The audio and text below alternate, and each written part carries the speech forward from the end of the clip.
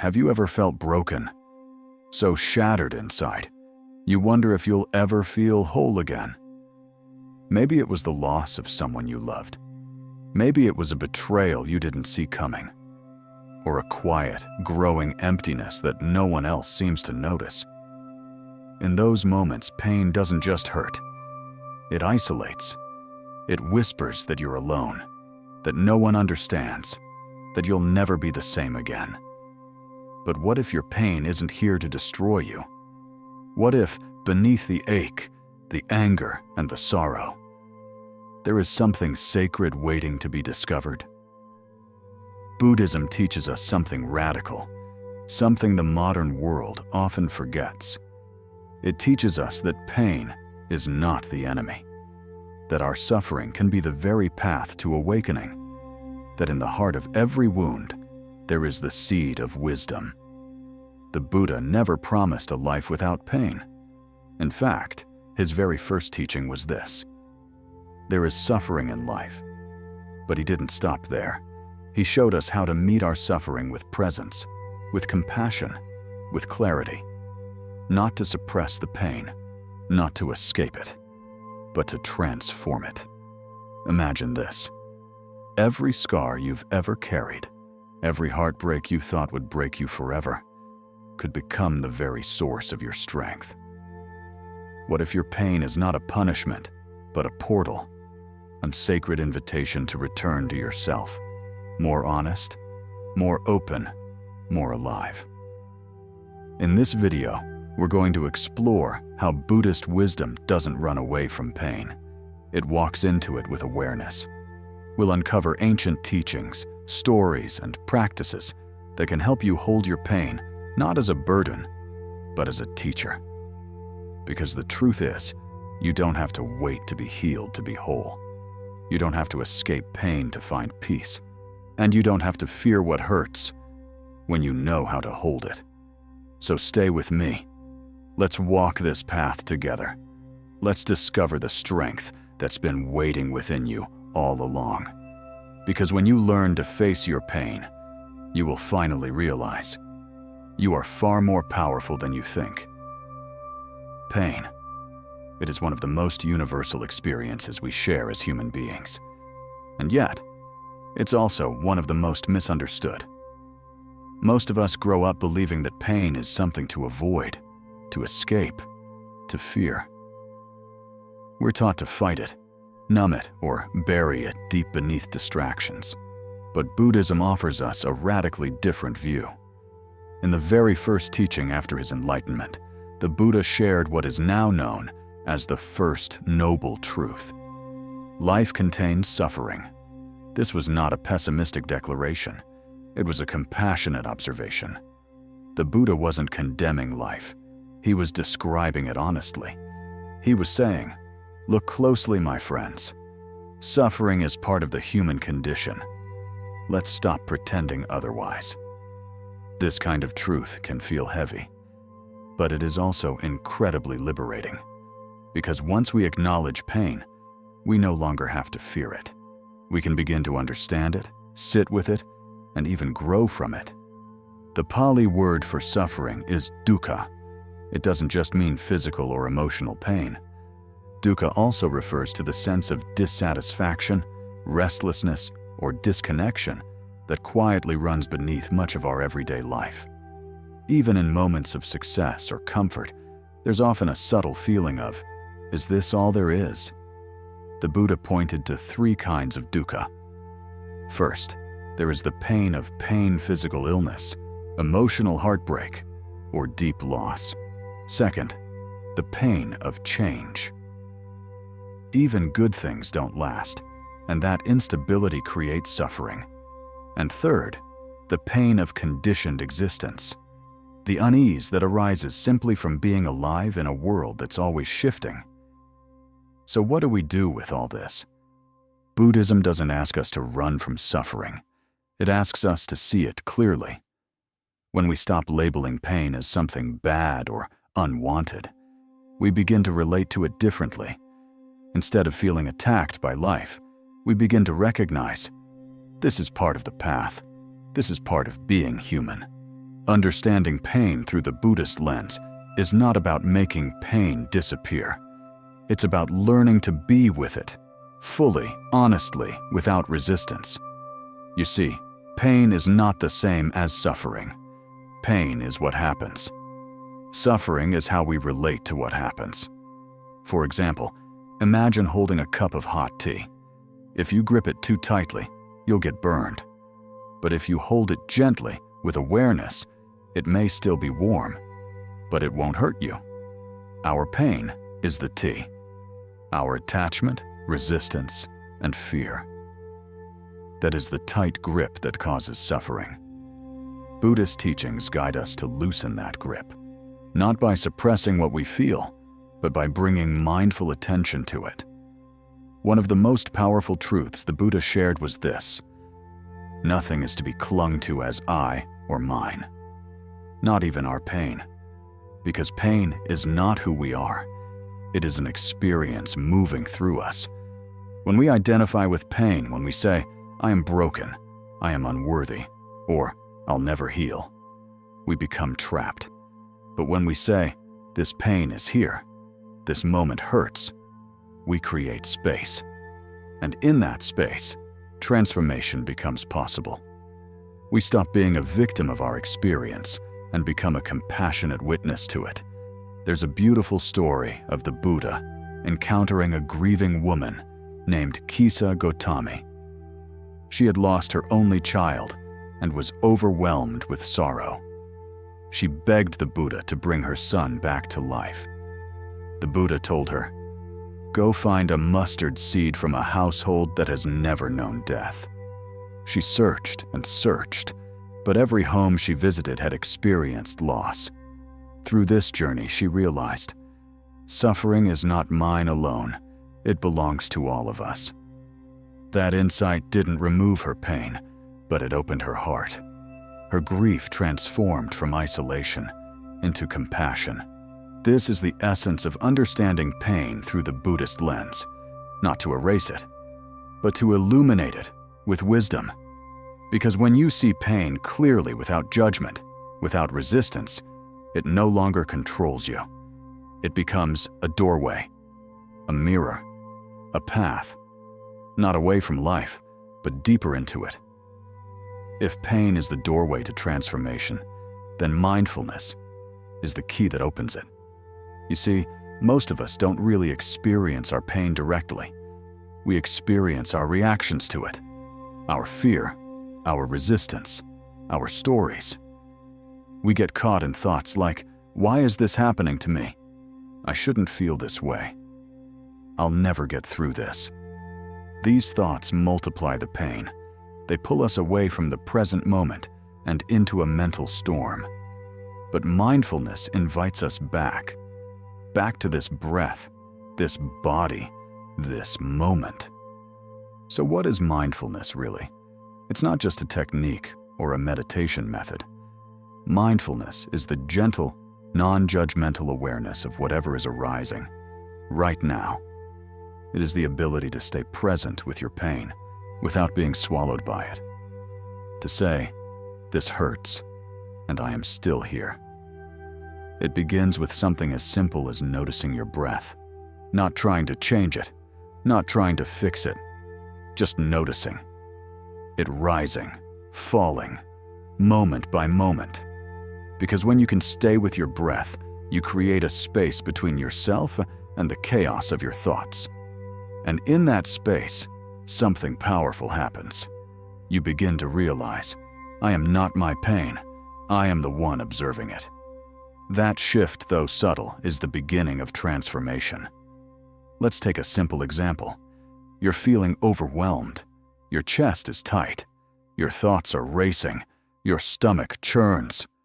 Normally, you might distract yourself, lash out, or shut down. But with mindfulness, you pause. You bring your attention inward. You take a breath. You ask gently, what's happening in my body right now? What emotion is here? Where do I feel it? Maybe it's sadness in the throat. Maybe it's fear in the belly. You notice it. You name it. You breathe with it. You don't try to push it away. You don't try to analyze it. You simply stay. This is not weakness. This is courage. Because staying with pain without numbing it or running from it takes great strength. In Buddhism, this strength is called sati, the power of remembering to be present. Mindfulness doesn't make pain disappear, but it changes your relationship with it. It softens the edges. It invites compassion. It turns a sharp, unbearable ache into something you can hold with tenderness.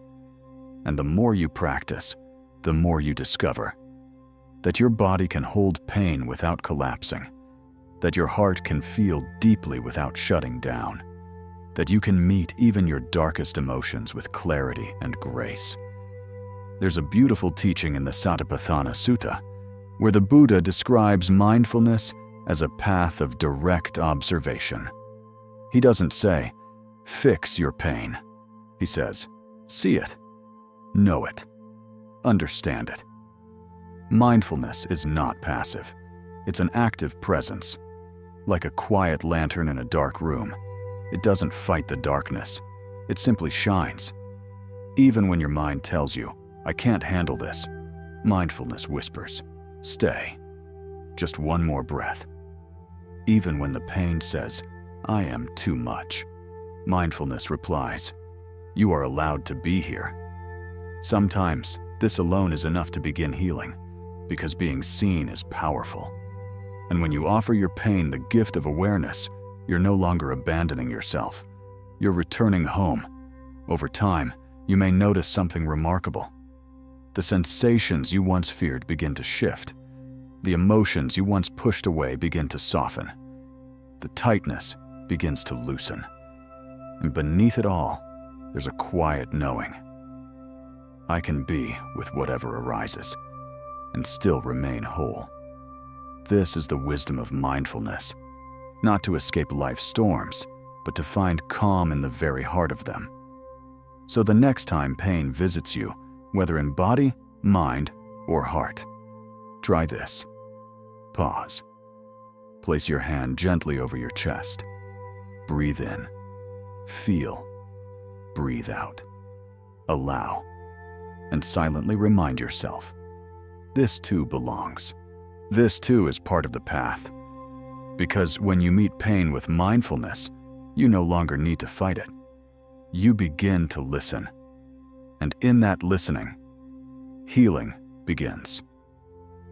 When we're in pain, the natural instinct is often to close, to contract, to armor the heart, to protect ourselves from further hurt.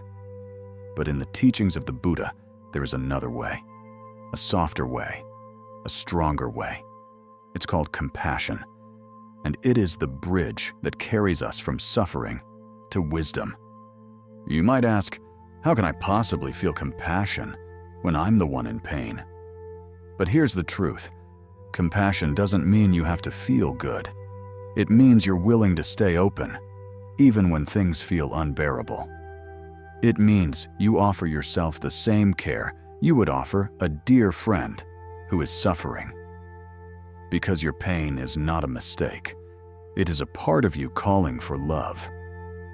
In Buddhism, this love has a name, karuna, the deep wish to alleviate suffering. Not just for others, but for ourselves too. You see, many of us were taught to be kind to others, but hard on ourselves. When we fall apart, we criticize. When we feel lost, we judge. When we're hurting, we try to hide it. But what if we tried something different? What if, instead of turning away from our wounds, we turned toward them, with gentleness, with kindness, with understanding?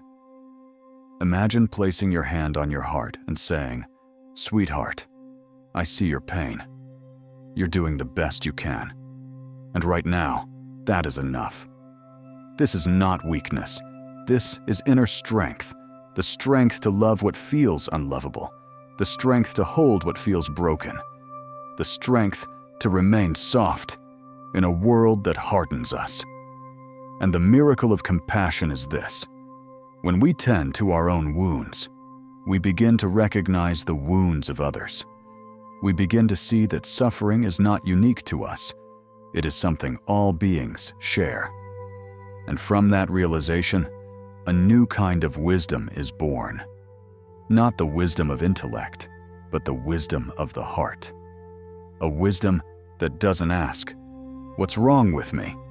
but gently asks, "What has this pain come to teach me?" Perhaps it teaches you to slow down, to listen more deeply, to love more fiercely, to speak more truthfully. Or maybe it simply teaches you how to be with yourself in a more honest, kind, and sacred way. There's a story in the Buddhist tradition about a warrior who was terrified of fear. Every time fear showed up, the warrior would run or fight. One day, the warrior decided to face fear directly. She bowed to fear and asked, "What do you have to teach me?" And fear replied, "I may rise within you, but I do not own you." Compassion teaches us something similar, that our wounds may shape us, but they don't have to define us. And when we meet our pain with compassion, something astonishing happens. The wound begins to transform, not into something pretty or polished, but into something powerful, something real. The Japanese art of kintsugi repairs broken pottery with gold. It does not try to hide the cracks, it highlights them, it honors them, because the history of the break is part of the beauty of the whole.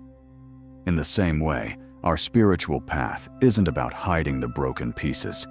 It's about honoring them. It's about saying, "Yes, I've been hurt. Yes, I've struggled.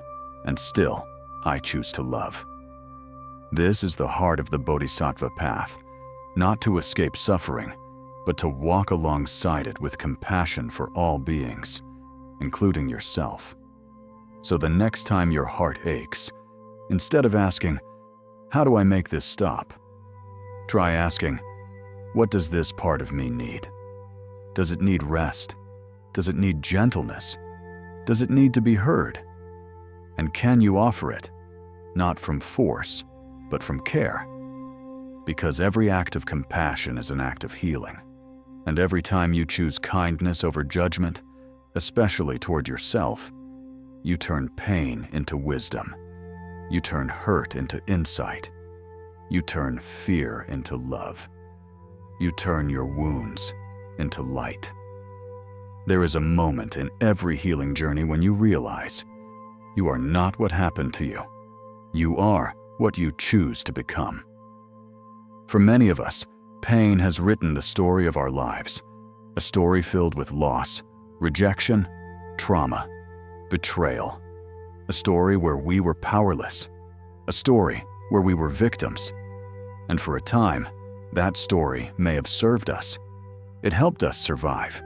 It helped us make sense of the chaos. It gave us language for our suffering. But eventually, we must ask ourselves, is this the only story I can live? The Buddha taught that we suffer not only because of what happens to us, but because of the way we relate to what happens. When we cling to the identity of the one who was hurt, we carry the pain long after the wound has passed. But when we begin to look deeper, with mindfulness, compassion, and courage, we realize the story of our pain can evolve. We can shift from victimhood to inner power, from "why me" to "now what?" This is not denial. It's not pretending the pain didn't happen. It's honoring the truth while choosing to write a new ending. This is where Buddhist wisdom becomes a powerful guide. Because Buddhism doesn't tell us to erase the past. It teaches us to change our relationship with it. The Dhammapada says, "By oneself is evil done. By oneself is one defiled. By oneself is evil left undone. By oneself is one purified." In other words, we are not doomed by our past. We are shaped by our present choices. And the choice to reframe your story is one of the most radical, liberating choices you can make. It begins like this. You look at your pain. You stop running from it. You stop fighting it. You sit with it, and then you ask, what has this taught me? How has this shaped me? Where did I survive when I thought I would break? These questions do not erase the hurt, but they awaken the warrior within you, because there is a kind of strength that only suffering can reveal, a kind of wisdom that only darkness can teach, a kind of love that only grows through the cracks. You were never meant to stay broken. You were meant to become whole through every piece that fell apart. The greatest spiritual warriors are not the ones who were never wounded. They are the ones who were wounded and chose to rise anyway. There's a story in Zen tradition of a student asking a master, "Master, what is the path to freedom?" The master replies, 1,000 times you fall, 1,001 you rise. That rising again and again is not stubbornness. It is grace. It is your true strength. And when you stop identifying as the one who was wronged and start seeing yourself as the one who endured, you change the energy of your story. You move from being a character in the narrative to becoming its author. You begin to say, yes, that hurt me, but it doesn't define me. Yes, I was broken, but I chose to rebuild. Yes, I was afraid, but I found courage in the very heart of fear. This is the warrior spirit, not a warrior who fights with violence or ego, but one who meets life with presence, resilience, and truth. A spiritual warrior knows, I may not control what happens around me, but I always have power over how I respond within me. And in Buddhism, this is the essence of liberation. You take refuge not in escape, but in awakening. You stop living from the wounds of the past and begin living from the wisdom they've left behind. So today, if you find yourself caught in a loop of self-pity or bitterness or fear, pause, place your hand on your heart, and ask, what story am I still telling myself? Is it still true? Is it still serving me? And if not, rewrite it, not to erase the pain, but to reclaim your power. Because you are not just the one who was hurt. You are the one who chose to heal, the one who chose to stay, the one who chose to rise. And that makes you more than a survivor. That makes you sacred. That makes you free. You've walked with me through pain, through presence, through compassion, and through transformation. And now, as we come to the end of this journey, there is one truth I want to leave with you. Your power was never lost. It has always been within you. Sometimes, life makes us forget. Pain can make us doubt. Loss can make us feel small, unseen, unworthy. But remember this, the seed of strength lies in your willingness to feel, to stay open, even when it hurts, to choose growth, even in darkness. The Buddha never said this path would be easy, but he did say it would be liberating, not because it removes the storms, but because it teaches you how to stand calmly in the center of them. Each time you pause instead of react, you are reclaiming your power. Each time you breathe through discomfort, you are building inner strength. Each time you show yourself compassion, you are rewriting the story of your life, not as a victim, but as a vessel of wisdom. And that wisdom is not something you have to chase. It is already alive in you. Quiet, steady, patient, waiting for you to listen. You don't need to be perfect. You don't need to have it all figured out. You just need to return again and again to your own heart, because that is where true power lives. Not in controlling the world, but in choosing how you meet it.